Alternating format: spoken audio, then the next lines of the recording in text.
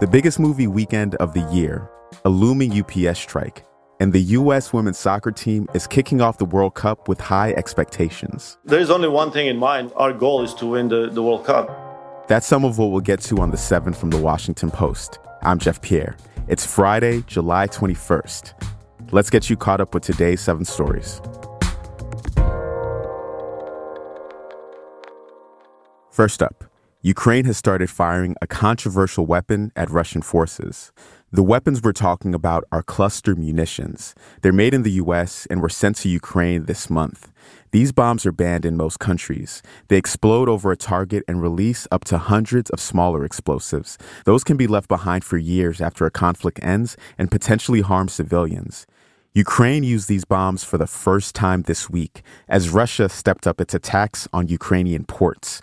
Russia has already used these bombs against Ukraine during the war. Now, Ukraine hopes the weapons can help break up well-fortified Russian positions that have slowed its summer offensive.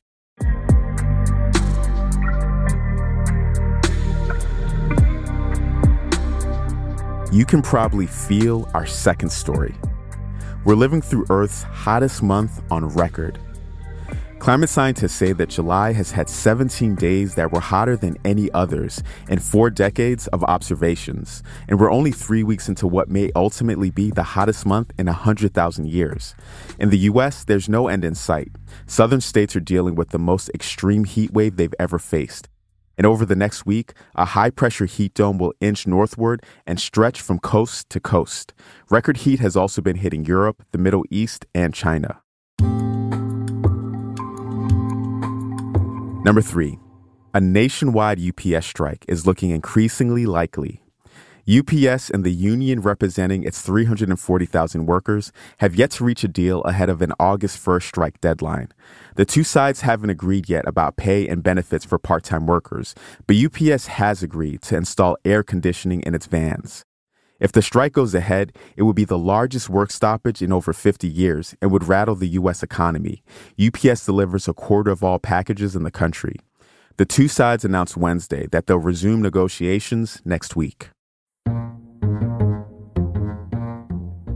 7 big tech companies signed a pledge to regulate their AI technology. That is number 4. The White House announced this morning that the tech firms agreed to new safety commitments. The companies involved include Google, Microsoft, and the makers of ChatGPT. The voluntary agreement will help mitigate the potential risks of artificial intelligence. The companies agreed to get oversight from independent security experts. They also plan to create watermarking systems which would flag when an image, text, or video is created by AI. Number 5, ancient soil from Greenland suggests some of its ice could disappear. New research shows that parts of Greenland were ice-free about 416,000 years ago. Back then, Earth's temperature wasn't much higher than it is now, and things are getting warmer fast. This is pretty worrying. It suggests the planet's rapidly rising temperatures from human-caused climate change could again melt Greenland's ice. That would submerge coastlines and several feet of sea level rise, unless humans stop emitting greenhouse gases and reverse the warming of the world.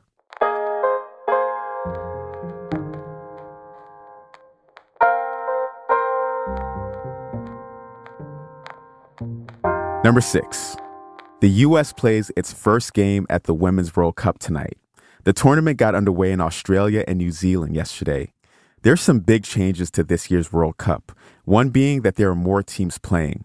There are 8 groups of 4 teams this time around. The top 2 in each group qualify for the knockout rounds, and all of that leads to the final, which is on August 20th. The U.S. is going for a 3rd straight championship, and it's one of the tournament's favorites. The coach, Vlatko Andonovski, said his expectation for this team is high. Would I be happy with anything short of 3rd straight win? No.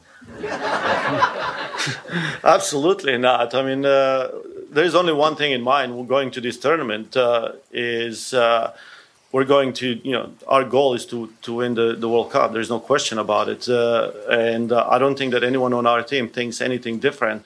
The U.S. plays Vietnam at 9 p.m. Eastern. You can watch the games on Fox and Telemundo. And Post Reports has a great deep dive on everything you need to know about the stakes and the players. Look for it wherever you listen to podcasts. And at number 7, the biggest movie weekend of the year is finally here. It's time for Barbenheimer. This is the best day ever. It is the best day ever. So is yesterday, and so is tomorrow, and every day from now until forever. Do you guys ever think about dying? This is a matter of life and death. But I can perform this miracle. World War II would be over. Our boys would come home. Barbenheimer is the very online phenomenon that has fans mashing up the new Barbie movie with the seemingly very different Oppenheimer. That's a 3-hour epic about the creator of the atomic bomb. First up, Barbie, the hot pink mess of a movie from director Greta Gerwig, gets 3 out of 4 stars from Post film critic Anne Hornaday. It follows the iconic doll and her multiple iterations on her journey from Barbie Land into the real world. Then we have Christopher Nolan's supersized biopic about Robert Oppenheimer. Cillian Murphy stars in the movie, which was shot in just 57 days. The Post-film critic gives it 4 out of 4 stars and calls it a masterpiece. That is the show for this week. The assistant producer of The 7 is Taylor White. The staff writers are Jamie Ross and Hannah Jewell. John Taylor is our editor. Additional editing by Christina Quinn. Copy editing by Francis Moody and Melissa No. Mixing and sound design is by Jim Briggs and Justin Garish.